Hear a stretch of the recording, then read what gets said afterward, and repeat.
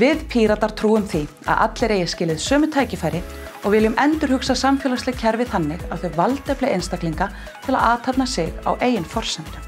Mín helstu áherslumál eru málefni mannúð og mannvirðingu. Meðal annars eldra fólks, öryrkja og fatlaðs fólks.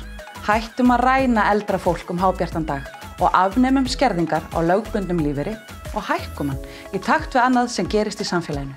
Við viljum koma fram við fullorðið fólk eins og fullorðið fólk, að það fái að ráða sínu eigin lífi en sé ekki fast í boðum, bönnum og skerðingum.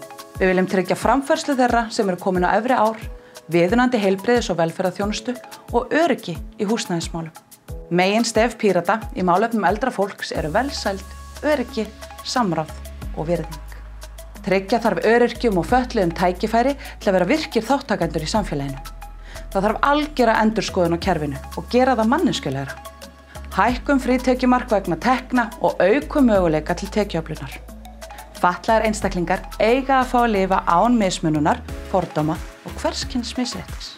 Tryggjum rétt allra sem þurfa til framfærslu vegna örorku og endurhæfingar og miðum við að hún dugi til nægjanlegrar framfærslu og mannsæmandi búsetu. Það er kominn tími til að breyta rétt gagnvart öldruðum, öryrkjum og fötluðu fólki. Ég heiti Hrafndís Bára og er í öðru sæti fyrir Pírata í Norðausturkjördæmi.